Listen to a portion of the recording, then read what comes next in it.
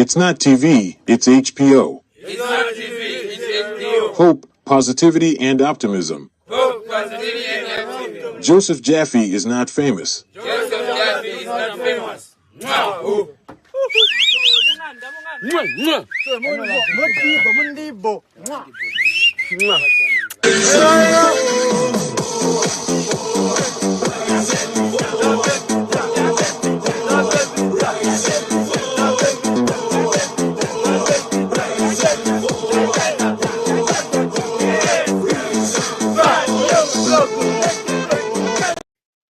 Joseph Jaffe. That's I believe that's a Japanese name. And but I tell you what, he's not famous. He's famouser than he was or used to was. But fame is fleeting, like a paperweight. It just comes and goes. When it comes to chicken, I'm your guy. Blinking. I'll have what Joseph has. Look, somebody's talking about you. This is what we call the voice of God. Popping. Everybody just gets to focus on you. Grab me. Probably not the best thing for an introvert. I'm asking for you. Well, I like a good chicken sandwich. Touch me. Hi, David. Comment. Oh my God. Like. You're actually an identical twin. Push. Maybe I'll just ask Julie to talk about what it is to be an identical twin. Pick me up. No, you didn't. Shouting. Surprise! Jeremiah, just hang on a second. I just got a text. There's an edit for your new opening, Joseph. I feel really honored to have been here, man. But by the way, you've done a masterful job. Seriously. And it was such a joy. Thanks, Joseph. It's an honor. Good on you. This was a pleasure. I mean, you are the prime example of how to pivot in this new environment. I wish everybody gets an opportunity to interact with Joseph Jaffe. Who needs Cameo when I've got my own personal Cameo?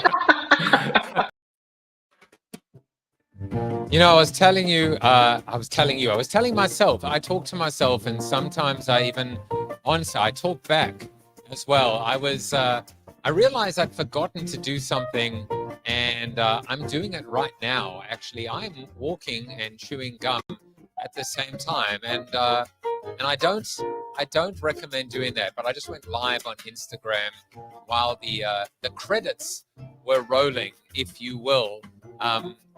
John is sitting in the background, John Wolpert, and he's thinking, what did I get myself into? Because I saw Africa, I saw a George W. Bush impersonator. This is the place where they say you can take the man out of Africa, but you can't take Africa out the man. And as far as Jim Meskimen, previous guest on the show, is concerned, man, does he do a great George W. Bush impersonation. But we're not impersonating anything or anyone at the moment. We are, we're talking toxic positivity, or is that a good thing? Is that a bad thing? I mean, how can any level of toxicity be a good thing? Success theater, all bets are on, all bets are off.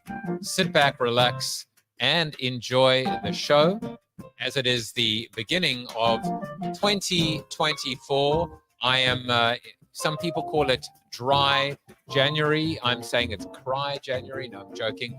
I'm just, it's why January. It took me a while. It's why January. Okay, so there you go. I knew I had it in me somewhere. My why statement. As a teacher, facilitator, and coach, I help high aspiring entrepreneurs, owners, and their leadership teams get unstuck, return to growth, and become forever changed. If I say it enough times, maybe I'll believe it. Of course, I believe it. The question is, will you believe it? My new book is called Forever Changed: How a Global Pandemic Changed My Direction, My Purpose, and My Life. And it is out now, available wherever books are sold, which I guess is just on Amazon. But anyway, I've also been coaching now for coming up on 7 or 8 months, coaching EOS, the Entrepreneurial Operating System, helping business owners and leadership teams get what they want from their business. And if you need, and you're looking for a little bit of discipline and accountability, give me a call. I might even call you back. And of course, my baby. How can I forget my baby? My baby is the show. I've been doing it. It has kept me sane. One might even argue it saved my life during a very tough time when people were stuck at home or stuck in general, which is why I talk about getting unstuck and helping people get unstuck by having my fellow authors, thought leaders, influencers, executives, tastemakers, provocateurs on the show, helping them with a bit of exposure and content, but really helping people watching at home. And if you like this or love me, hate me, just feel something towards me, please go ahead and subscribe to the show at bit.ly/subscribe to the show. Well, every morning from Monday through Friday, 8 to 9 a.m. Eastern Standard Time, I do an audio-first, audio-only show in Discord on X Spaces called the Collective Cafe. We manifest on Monday, Thought Leadership Tuesday, Wellness Wednesday, live book reads on Thursday. We might have to start reading John's book coming up, maybe in February. We'll start reading that book. And then No Agenda open mic on Friday. We had a session on Elon Musk recently and his little outburst regarding what I guess a little message, 3 words: go something yourself, to the advertising community. Let's see how well that works out for him. And just the other day, we did an amazing session on psychological safety. And you want high psychological safety. You do not want low psychological safety. I wonder, John, in the green room, how does psychological safety factor into toxic positivity? Or is that just a bingo in terms of buzzwords? I'm not really sure. And if you cannot join us live in discord.gg/Alpha Collective, you can always just subscribe to the pod at bit.ly/collective cafe to go. And that is the preamble. That is the shtick. It is now time for something that hopefully gets stuck or unstuck, if you will. It is the seated soliloquy. And the seated soliloquy is called Nourishing Negativity. Now, I had to go and ask my buddy Chat, we're on first name basis, last name GPT, what is the opposite of toxic positivity? And I think I came up with nourishing negativity, because if positivity can be a bad thing, can negativity be a good thing? Well, I know that actually is the thesis and the premise that John is going to talk about today. But what was my 2 cents? What was my take on it? My uninformed, uninitiated approach to negativity. Can negativity be a good thing? Well, there is constructive criticism, is there not? Does that help? Does that help to be able to lead with negativity, with a hope of being able to be honest, be upfront, just call it like it is? There is tactless people, I get it. There are people that get off on being negative, that are overly critical. That's the bad kind of negativity. But can negativity be nourishing? Can you actually be able to nurture? How about nurturing negativity, where you just say, bring it on, give it to me, tell it to me straight. Give me the ultimate gift, the privilege of being able to do something about it, versus sweep it under the rug, pretend it doesn't exist, or turn a blind eye. As the saying goes, there are none as blind as those who will not see. But someone who does see, sees very well, is John Wolpert. John Wolpert is a speaker, writer, and thinker in technology and business innovation. As a CEO, product executive, and advisor, he's been at the vanguard of technological breakthroughs, from the early days of the web to the rise of artificial intelligence. John is known for founding Flywheel, a pioneer in the ride-hailing industry. His work at IBM made him a key figure in the evolution of open source software, blockchain, and AI. He's co-founded global R&D consortia and industry standards bodies, and his thought leadership on open innovation has been showcased in the Harvard Business Review. John has led countless new venture workshops and spoken before the European Union and the Australian Parliament in his mission to help organizations work together to solve hard problems. And all of that is, just before 12 noon. Imagine what he does in the afternoon. John Wolpert, welcome to the show. Hey, Joseph, how are you? I guess you read the entire thing from my publicist. That's good. What do you mean? Thanks What do you for mean that. read? What do you mean read? Did it look Yeah. like I was reading anything? No, I no, downloaded you're good. You're very good. downloaded a free teleprompter software. You know, it's actually amazing, by the way, with all this AI software out there, that you have the ability to use a correction tool that uses AI to make sure that the eyes are on the prize. So I should say eyes are on the prize. So even if I was actually looking down, reading right now, or maybe doing something like that, it would look like I was looking straight at the camera. Have you used that? Have you used that software? I've tried it, and it was kind of creepy. I have not, because I don't read. I just, it's all from, I have photographic memory, not really. So, the other one is I was just playing with, and I forget what it's called. Is it maybe HeyGen that allows you to translate and lip syncs as well? Have you seen that one? No. Well, in fact, wait, because I'm going to have a highlight from today. Pick a language, and I will have you speaking that language fluently in the highlight, and then I will post that on the social medias. What's your language du jour, my friend? Oh, let's do Chinese. Chinese it is. Now, I had Ann Betts on the show last week. We were pre-recording, and she's one of the foremost neuroscience thinkers and practitioners and coaches. And we were talking about narcissism and imposter syndrome. And leadership, and we may or may not have discussed former presidents. And it was the most fascinating conversation. But for some reason, when I put it through HeyGen, it swapped our voices. So she sounded like me, fluent Spanish, and I sounded like her. So, Did they let you choose Mandarin or Cantonese, or just one? Well, we were doing Spanish, but let me ask you a question. Is it, people talk about artificial intelligence. Is it in fact artificial? I mean, in the sense that can, I'll ask it a different way. Is there any scenario where the humans win? Very different question. Yeah. I think that there is a great scenario where the humans win, where AI starts to help us not murder each other, not do terrible government, not do. At some point, we're going to, my kids or their kids are going to say, we let humans drive? That's a terrible idea.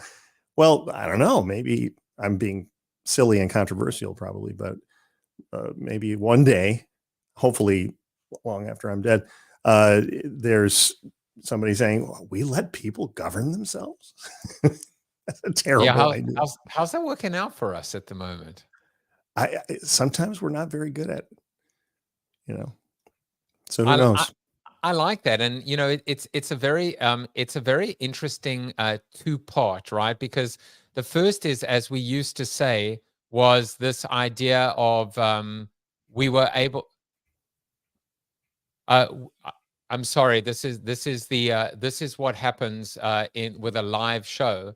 So there we go. That was why I decided to do the show live. I thought you were going to do that Sabine thing where you pick up the phone and it's Einstein. Yeah, exactly. Hello. But the first one, which I always thought was very interesting, was this idea of we said that we would never let our kids get into a car with a stranger, right? And then that, of course, became the story of UberX. But I love what you've just done right now, which is to actually say, wait, there was a time when we actually drove. Ironically, that was my wife coming in saying, I need your car keys.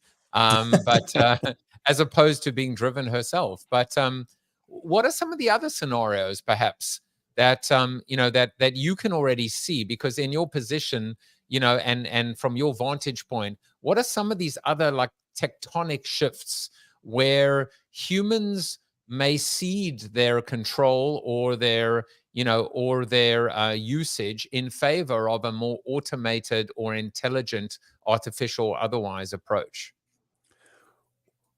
Well, your question made me think about something that might be salient to the point, which is we talk a lot, and I think the blockchain community talked about this a lot. This idea of owning your stuff, right? And NFTs don't actually do that, so that was a bust.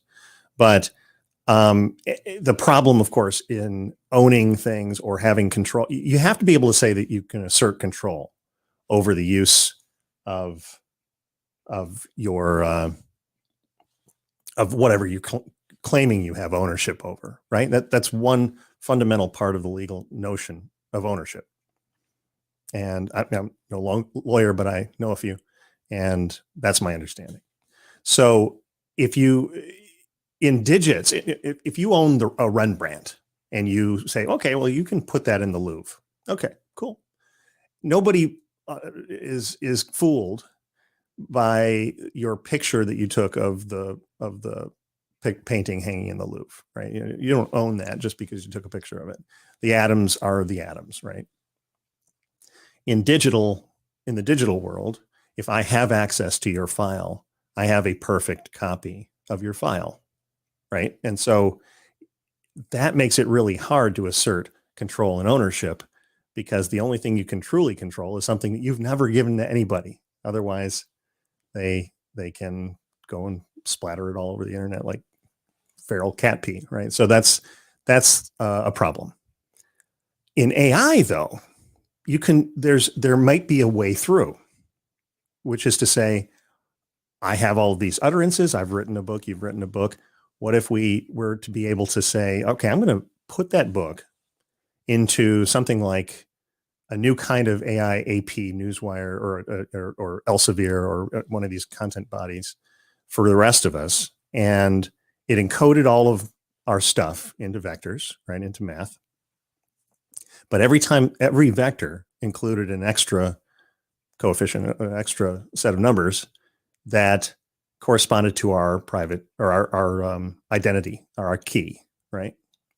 Our signature, our digital signature.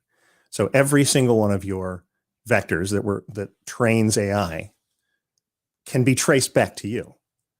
And then through policy and norms that are going to rise up over time, you get maybe some kind of version of universal basic income. You say, hey, I contributed to the song of the world, and AIs are making value and generating potentially revenue and other things off of that. And I get a little tiny piece of that when my vectors are used in that process. And there's some work to be done on that, but it's really a doable thing. Do you see my point? I do, and I'm trying to think. Like I know that we're playing a drinking game. That every time someone says the word blockchain, someone has to drink. But doesn't that sound, from a governance standpoint, and doesn't that sound like a role that the blockchain would perform? Being able to.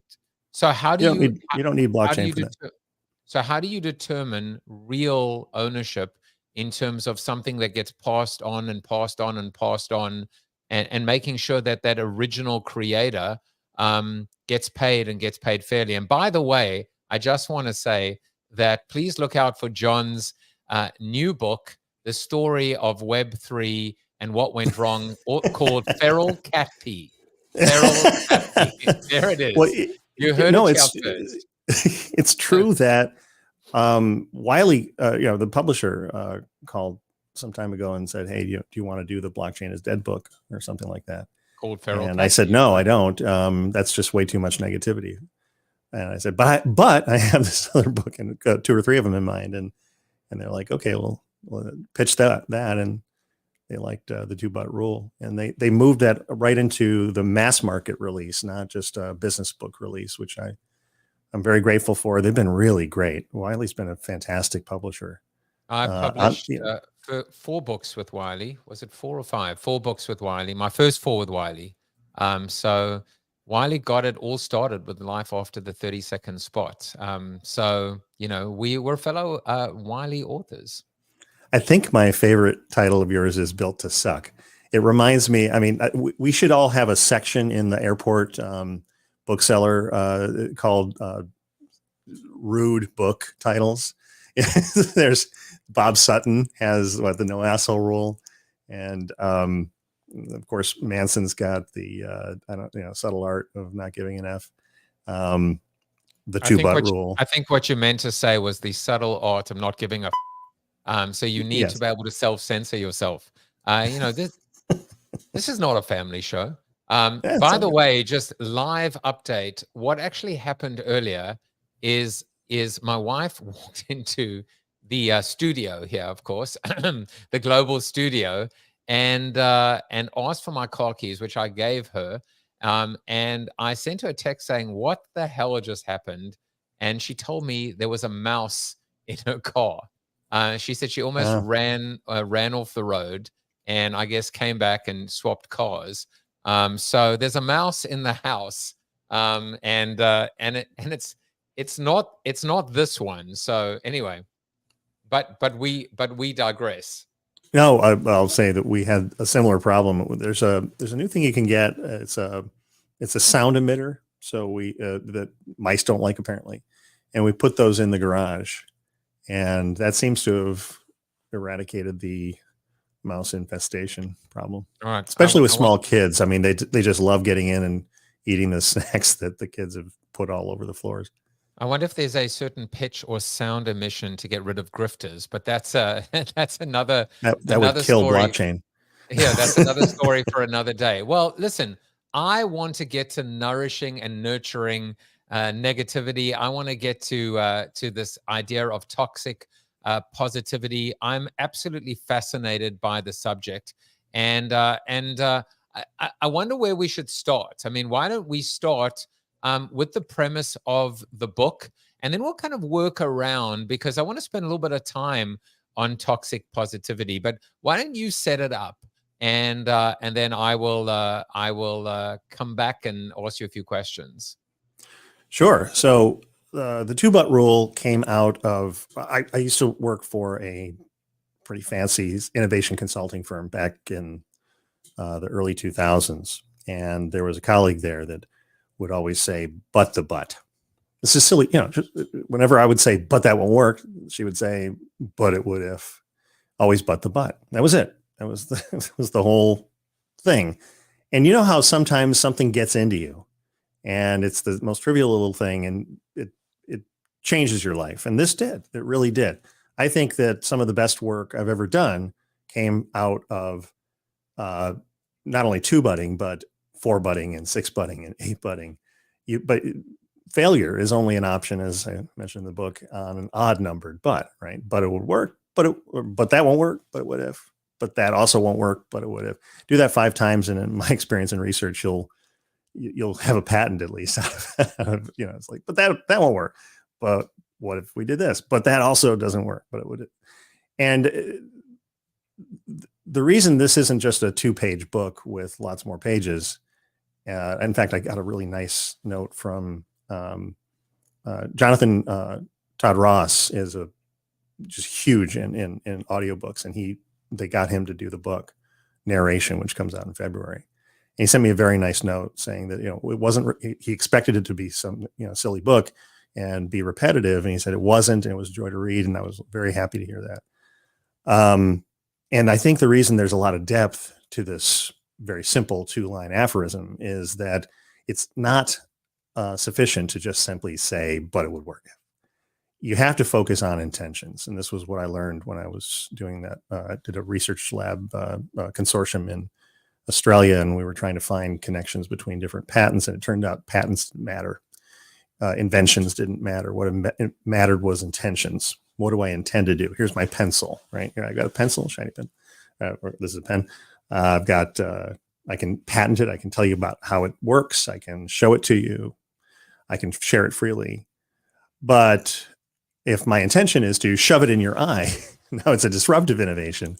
I can't tell you about that before I do it, or you're not going to sit there while I try.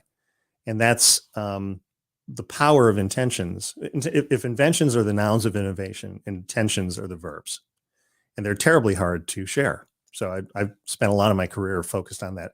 We need to share but can't share problem. In fact, most of my consulting work is on that, using anything from zero-knowledge cryptography or Mongo's new queryable encryption technique, or just organizational structures to allow us to share and coordinate better across legally separate entities without going full open kimono on what we can't share. So it's a really interesting problem, unsolvable problem.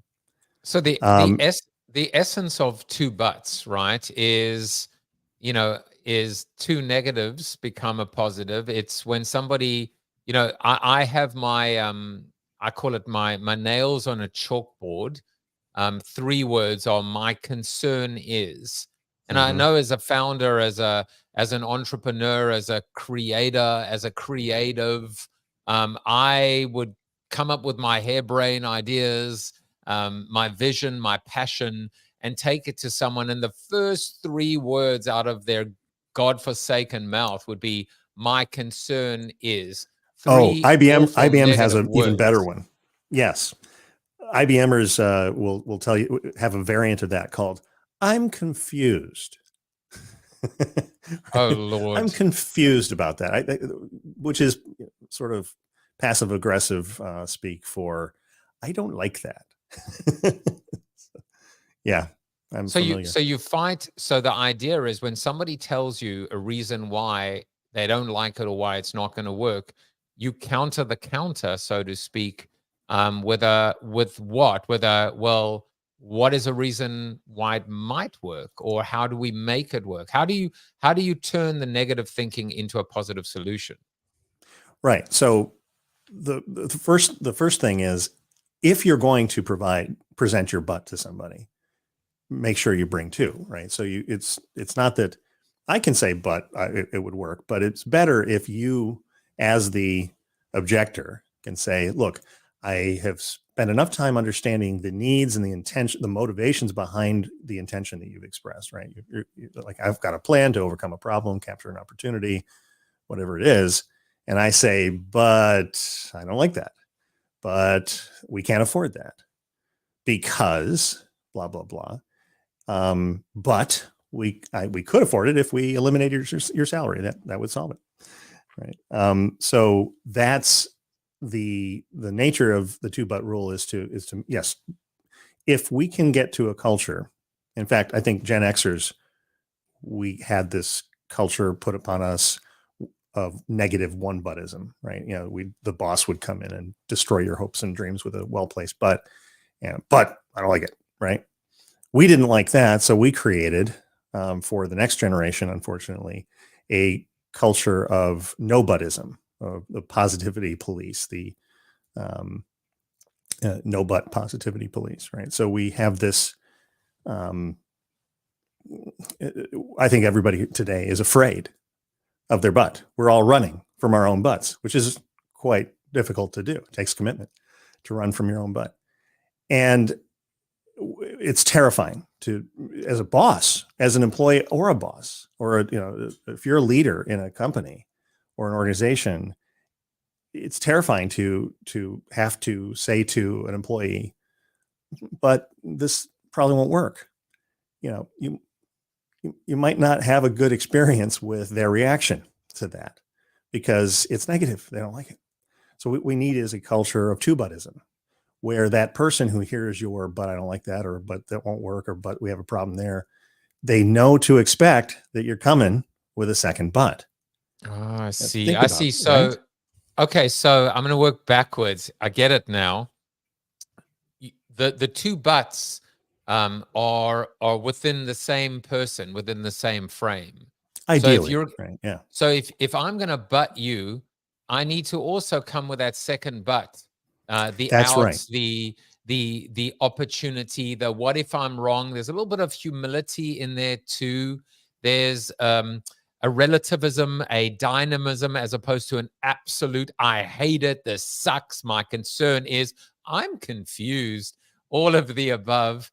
I'm confused, but I wouldn't be if, right? Yeah, there you go. So, but what if, and I love even as a coach now, as a business coach, one of the reasons that I was taught now, and it resonates with me, is the reason why we don't come up with the answer when we're sitting down with a bunch of entrepreneurs or business owners or their leadership teams is twofold. Number one is we believe that 90% of the time the answer is in the room. And second of all, what if we're wrong? who are we to be able to come up with the answers or feel we have the answer when we don't even work for the damn company? And so you have that. And then the other thing I just wanted to lob your way is going back to the concept of psychological safety. I get it now. I get the fact that we're so afraid to hurt or offend or, or criticize, that what we do is the worst possible thing, which is we sweep it under the rug ourselves, or we just bury it, we suppress it. And guess what? Yeah, Great we work smile and never gets smile. done. Yeah, Bob Sutton has a new book coming out on Friday or Thursday or Friday called The Friction Project. And he works a lot with Amy Edmondson, who is very much, one of the OGs or maybe the OG on psychological safety. Adam Grant, folks like this, really great writers. I think often, though, some people can misunderstand this idea of psychological safety. And I talk about this in the 2-but rule a little bit, that, we have this fearless organization desire. We want to have a fearless organization, fearless. I don't know. I think maybe we need a brave organization with people who are brave enough to present their ideas and present their butts.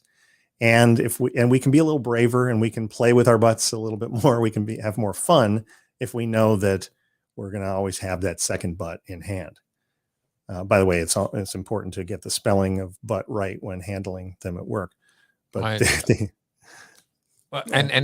listen, and we're not talking about some of our colleagues in the past that said, I'm confused, but I'm talking about my past as well. But fear less, brave more. And I think what you're also saying is maybe, well, first of all, you need a bit of fear. Fear is important if it can be harnessed. It's what keeps us alive. It's what keeps us, I feel like that little bit of edge, not fear of people, but that fear of failure, that there's got to be something healthy to that. No? Yes. What we don't want, right? I think what psychological safety is against, and what none of us want, is we don't want to go back to a world of fist pounding, angry, red faced bosses who terrorize us. What's it? Chainsaw Dunlap, Chainsaw Dunlap. Yeah. L. Dunlap. He was known as Chainsaw Dunlap. He was a mother of note in terms of the way that he managed. He became synonymous. L. Dunlap, he was known as Chainsaw because he literally would come in and just wreak havoc. But yeah, we certainly don't want to go back to that. No, but I remember going into, it wasn't the CEO at the time, but Arvind Krishna's office, and being really scared at IBM Research. Not because I was scared of him. He was a very kind, reasonable man. I was scared because I didn't want to let him down. Right. Murray Week, another boss of mine from years ago. I just was terrified that I would screw up or do something that would let her down, that would disappoint her. And I think that made me think harder about what I was coming up with. And, but I was never scared of them in that old school sort of angry way. They're just nice people, but they are so competent and they are so supportive. You don't want to be, to let them down. And I think there's nothing wrong with that. So little fear is the right kind of fear is important. Fearless, right? Not fearless as in the absence of fear, but less fear, more bravery, more courage. And bravery is being afraid and doing the right thing anyway, right? And so I think getting back to the two-but notion is that we have this culture of where we just sort of smile away, and you have that butt head, right? The negative nabob, or the it was Adlai Stevenson, I think, that said the nattering nabobs of negativity. I might have misapplied that quote, but the negative people, the one company called them the angel of death, right? The people that you just have to get off the team real fast. I think that's wrong. I think that saying, oh, that's a good idea, and then just letting it disappear and not saying anything and not doing anything about it, that's a momentum killer in a much more insidious way than the person that says, but hey, there's a problem with that. I don't like that. At least that person's being overt, but nobody likes that person. That person's a pariah. They're kept around by the boss until they overstep, and then they're gone. There's got to be buttheads have to be like a huge component of the therapy space. Right? It's just a hard thing to be in life, is the person who's seen as the negative person. So in a way, the book is to say, hey, we should rehabilitate that person if they can remember. And in fact, I give this advice. If you're a one-butter and if you have a problem with cutting in too early on people's conversations because you have this thought, but that won't work. Formulate the two but before you give them the one but. It'll slow you down, but it will also not allow you to forget what you wanted to say, which I don't know about you, but that's where in the times when I cut in too early on a conversation, it's usually because I'm afraid I'm going to forget what I wanted to say. But if I work on formulating the two but, there's no way I'm going to forget it. It's a very powerful way of turning a one butter, that pariah, into the hero. I mean, there's a story, Apollo 13. I tell it a lot. Imagine, if the engineers when somebody said, and this is true, hey, let's burn the main engine to get the Apollo 13 crew back to Earth faster after the oxygen tank exploded in the command module. And everything went haywire. The idea was turn it around, get them back to Earth as fast as possible, burn the main engine. And the engineers went, but don't do that because it may explode. We don't know if it's been damaged. And imagine if the reaction to that had been, don't be so negative. That's not the right answer, right? And in fact, it turns out it would have killed them all. But they could slingshot around the moon and get them home safely. And they had 101 more buts to deal with, right? But then they started running, the CO2 was running high, but they could figure that out. But the power-up sequence was going to go horribly wrong, but they figured that out. They never, failure is not an option is in fact the line from the movie Apollo 13, which Gene Kranz actually never said. What he said was, let's solve the problem, people, and let's not make it worse by guessing. Solve the problem, don't make it worse. Which is very different than the move fast and break things culture that we have today. I mean, there's all sorts of gig economy startups destroying whole service sectors, solving no problems, adding a dozen more on top. Social networks promising community and connection, and then delivering devastating blows to social norms. And things like blockchain promising financial inclusion and generating this huge, terrifyingly centralized crypto hegemony that is not healthy. So all of these are the products of a no buts allowed culture where we just didn't think it through. But Apollo 13, that team, they had no time. And yet they still came up with ideas, saw problems with those ideas, solved those problems, which generated new problems, which they solved until they got them home safely. So you can maintain momentum a lot better if you apply the two but rule. And failure is only an option if you end on an odd numbered but. But that doesn't work. Boom, done. I mean, it's so succinct the way that you brought it home there with this idea of momentum, the journey, keeping going, never stopping. What do they say? Failure is only failure when it is an end unto itself as opposed to a means to an end. And what I see from this philosophy, from this methodology, it's a lot more powerful even than the 5 whys, because the 5 whys stops at 5. Yours is just, keep on going. Just don't end on an odd. But the idea is just keep on exploring and keep on extrapolating, keep on problem solving, also troubleshooting, and no sacred cows, in the sense which is, if everyone is on the same team, committed to the same outcome, then you almost create this. It's interesting, these safety guardrails without it being safe, if that makes sense, right?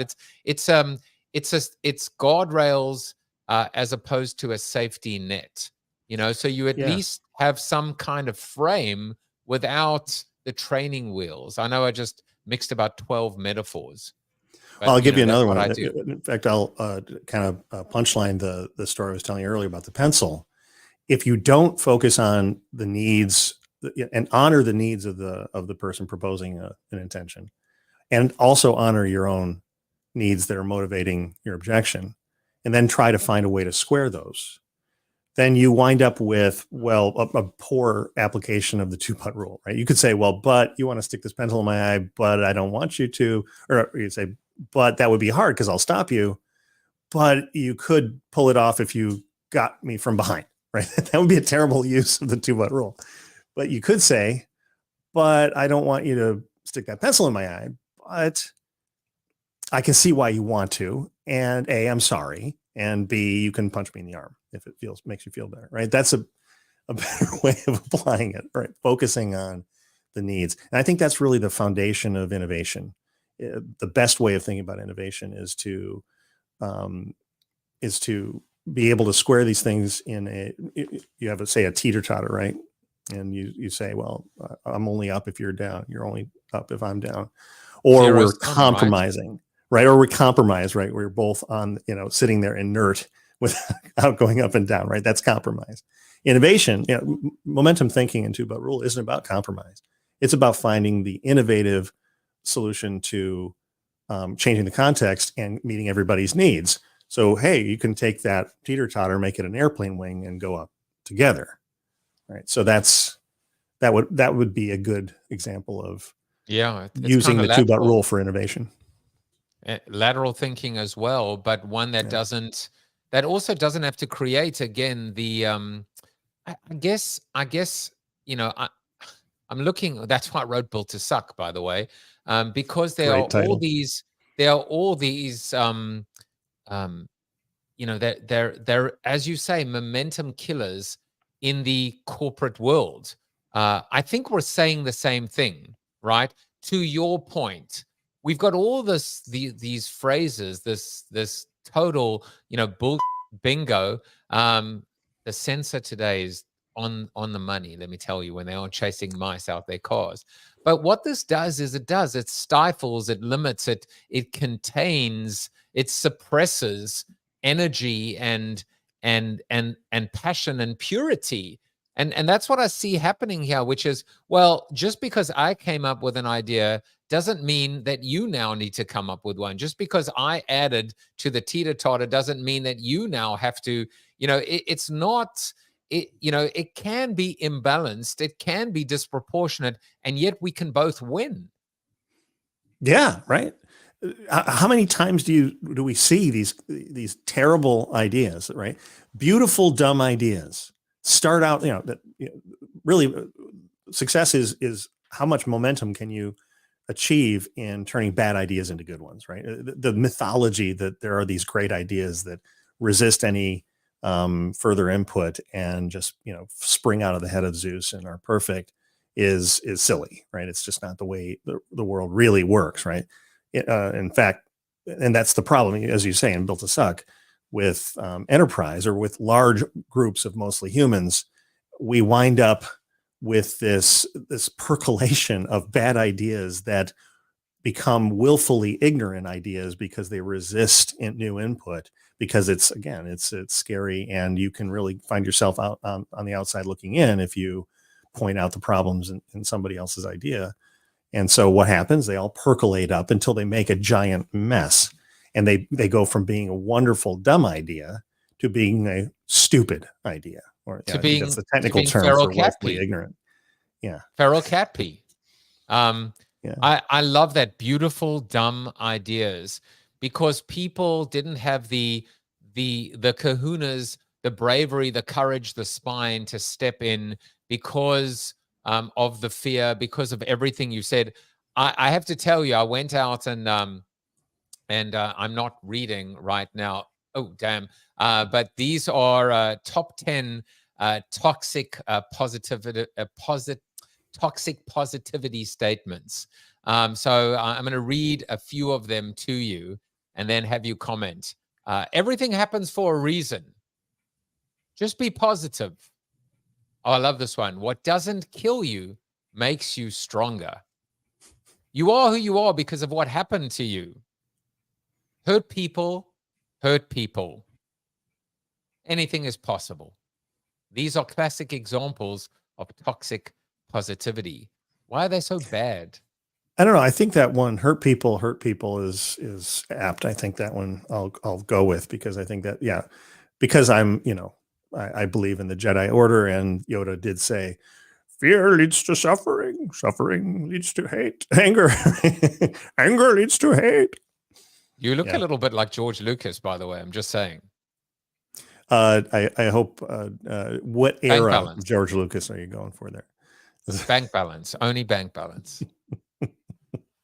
But yeah, but by the way, the comment, the rebuttal to hurt people was actually no shit. It's like, but I mean, but the response is actually, what to say instead. So a lot of these are, so it's, I'm sorry they hurt you. I didn't give you what you needed, or they lack the ability to treat you how you deserve to be treated. So this is what I picked up along the way, John. And I always try and find a quote for my guests.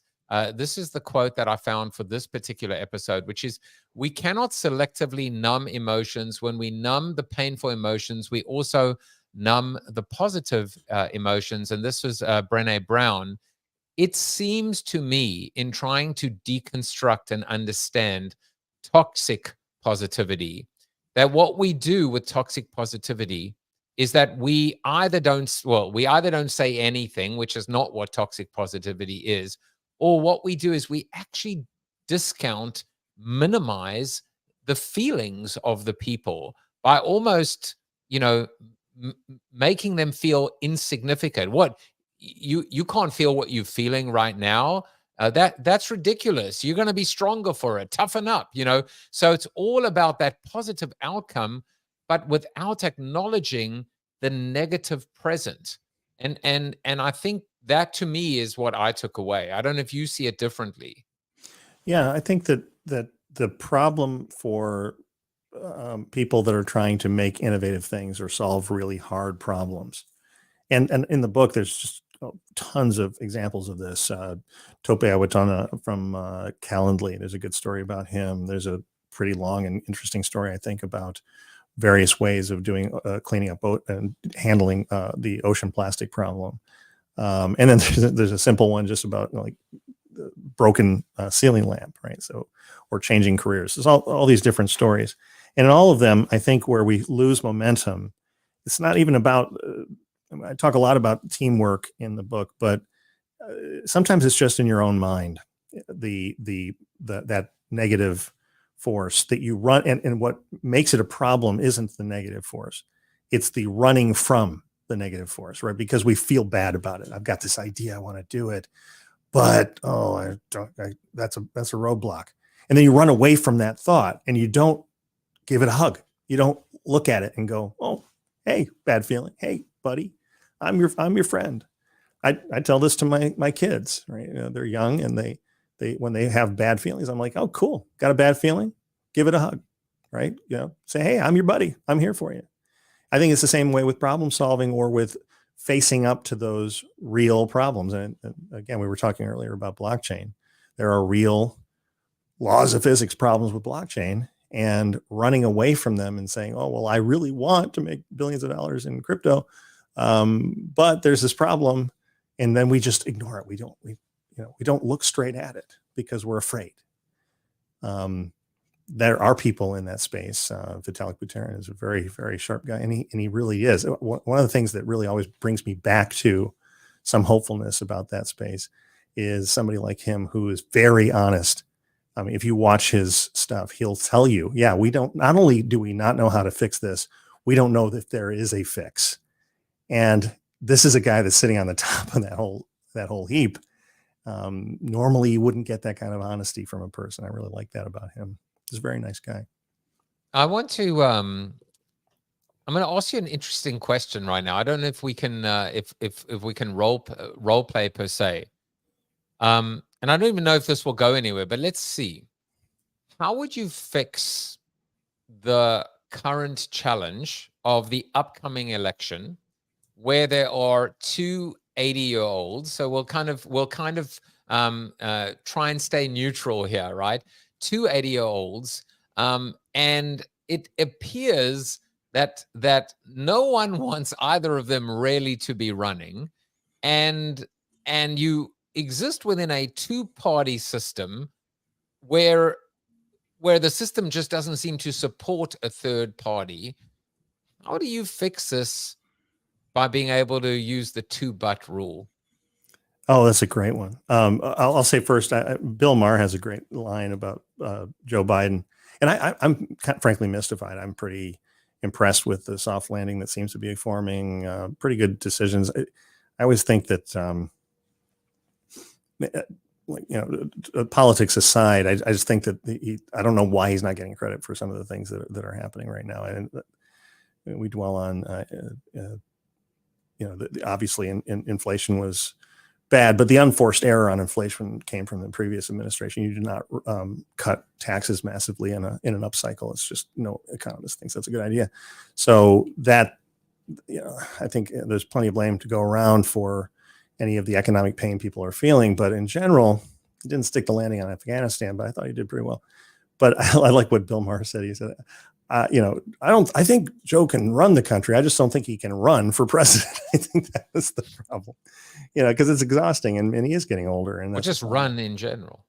But I remember like Jerry Brown in California, right? And first time he was the governor of California, it was called Governor Moonbeam, and he was pretty nutty and people weren't happy with him. But then, as an old guy, came back, and he's widely considered to be one of the best governors California ever had.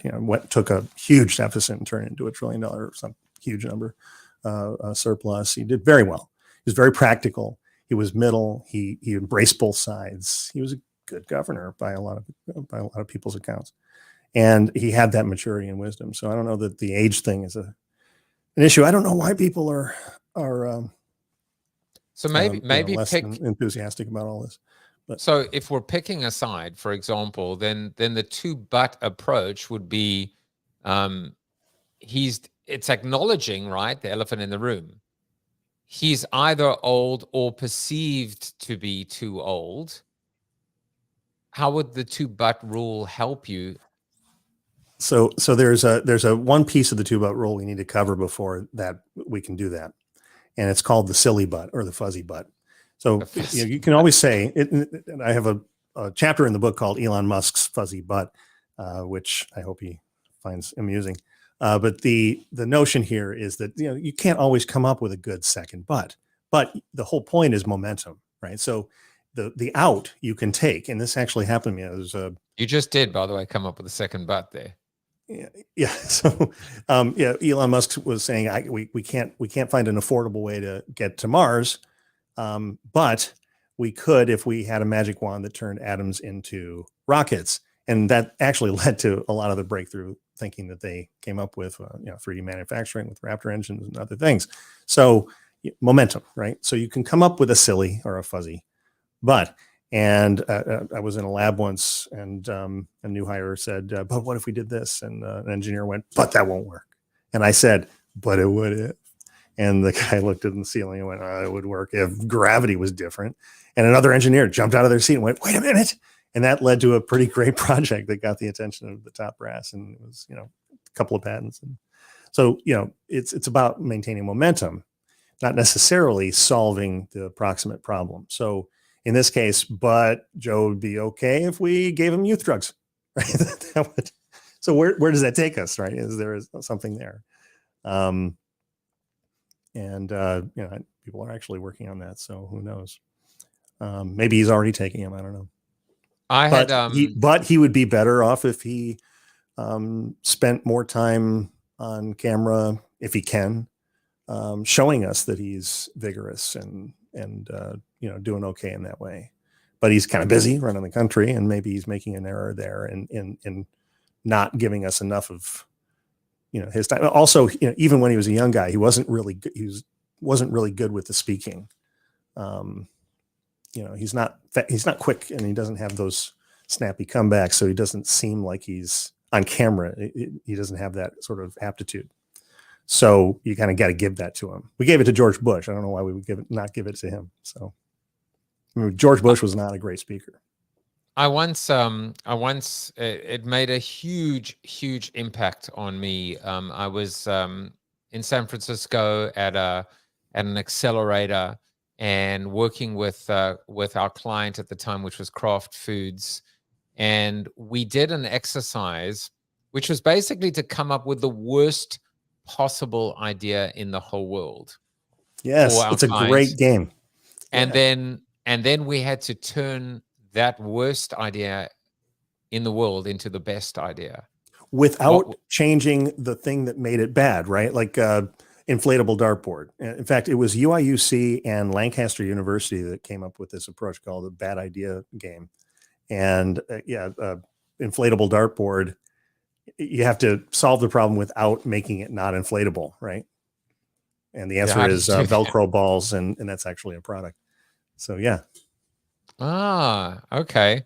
So I'll give you my example, right? My example was to come up with an idea where basically representatives of Kraft from their kitchen and advisors would be on hand to talk to every single shopper to suggest recipes, ingredients, help them, determine what to cook that night for dinner, allergies, etc., etc.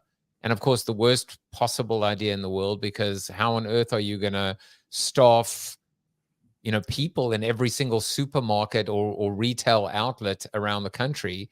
And the fix was FaceTime. Why did it have to be in person? Why not be able to use, in this case, virtual reality, augmented reality, or just FaceTime to be able to be in contact with someone in a call center that now would literally almost be like a personal shopper and help you determine what to cook for dinner tonight or what ingredient to buy. Right. That's a great idea. Now, then you want to do it again, right? And this is where I think we get lazy and we go, okay, what's the new problem with that?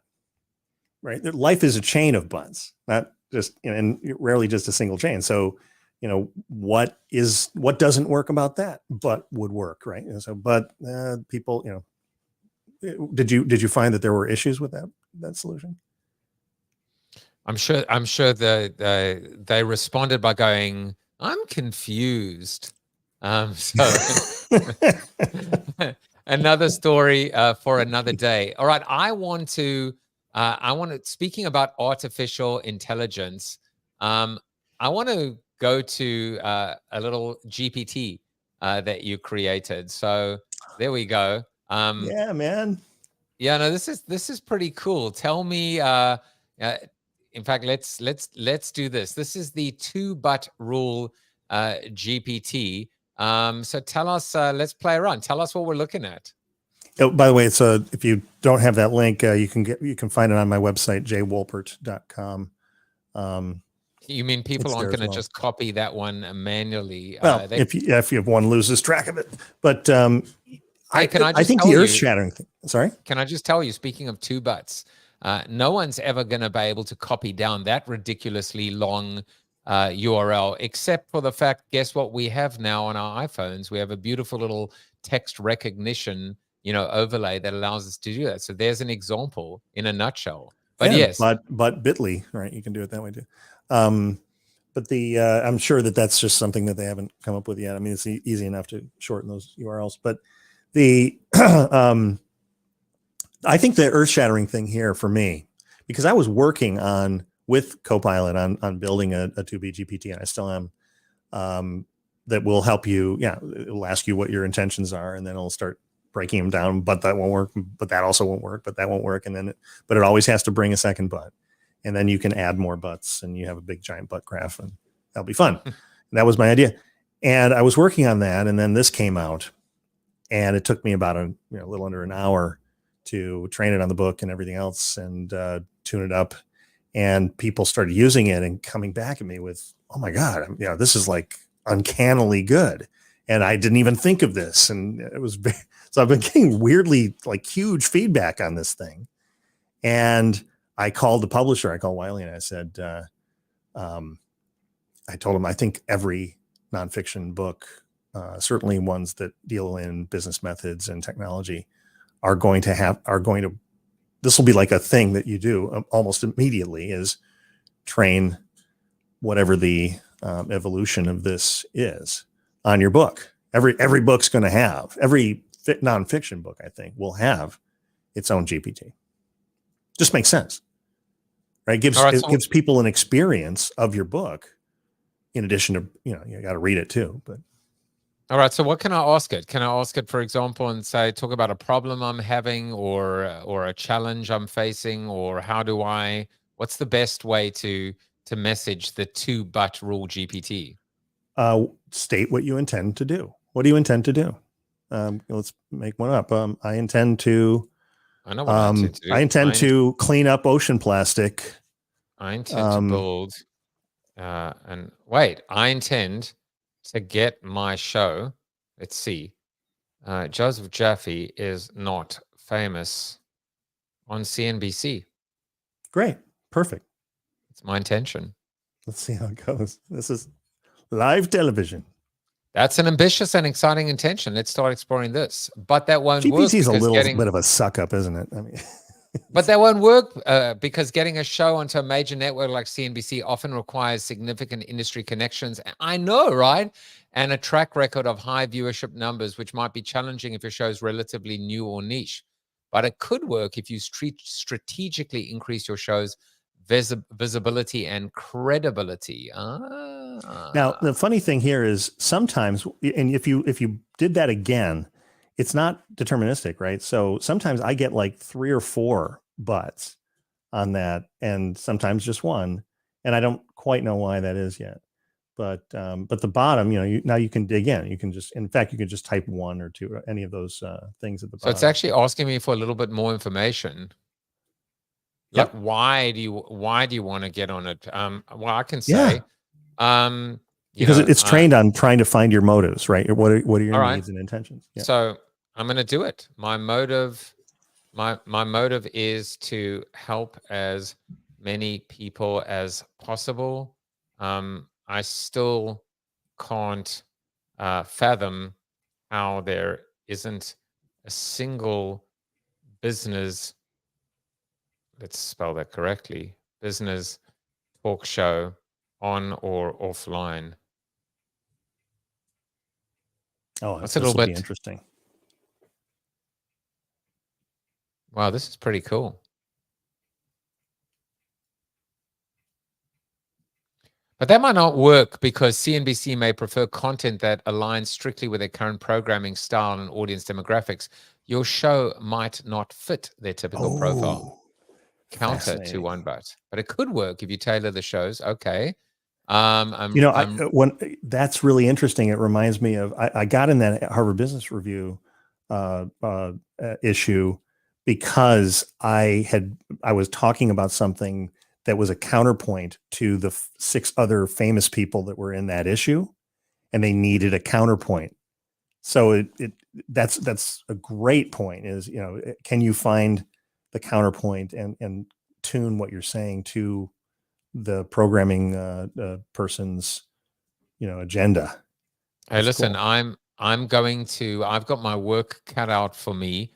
I love it. And I think the point that you made certainly is hitting home, which is we're going to have a little chat afterwards, because my new book, Forever Changed, how a global pandemic changed my direction, my purpose, and my life, with a 3-part formula, which is Amor, Veritas, and Vigor, which is love what you do, be true to yourself, and stay the course. And the essence of the book is it shouldn't have to take a global pandemic for you to become changed and transform and move towards happiness and fulfillment as opposed to being miserable.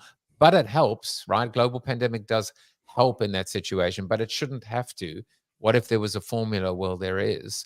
And so there is a little bit of a litmus test and a rubric to follow, but also there's a lot of fear associated, because I got my work cut out for me. And I love, John, I just want to emphasize this point again. Every book should have an experience. You should be able to use and feel that book. And what a great idea. Yeah, I think it's pretty cool. Yeah, I can't wait. I'll play with, if you do a GPT on your book. I want the GPT on Built to Suck too. That would be pretty awesome. Well, I think we might have to do a little bit of a collaboration. I feel, by the way, I'm glad I wasn't the butt of your joke today. There were so many little cliches, whether you call them dad jokes. I love the one, rehab the one butter. But it seems like your idea is like a hot knife through butter. And I don't mean a one butter, but just butter in general. So as I said, I'll be here all week, folks. Bill Maher said, I don't know this for a fact.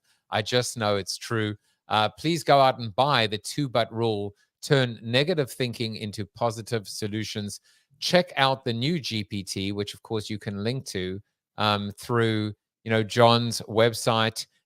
We didn't even get to camaraderie, but I will just say, if you want to follow John on the X when he's not commenting on Elon Musk's fuzzy butt, how about that? Go to Wolpert at Wolpert. Do the same thing on Instagram, and also connect with him on LinkedIn. I will tell you one person who does not suffer from the 1-but rule, just because he will kick you in the butt, and that is Chuck Norris. You are Chuck Norris approved. And we will be back soon. Take care, everyone. Bye-bye. Thank you for watching the show about hope, positivity, optimism, and if there's time left over, a little bit of marketing with your host, multiple author, and global keynote speaker, Joseph Jaffe. If you like the show, tell a friend or two. Please subscribe to the show. And if you want to get inside news, previews of upcoming guests, and much more, visit josephjaffe.com/subscribe to sign up for the show's newsletter. And despite the best ministrations of your wife, you still look ugly.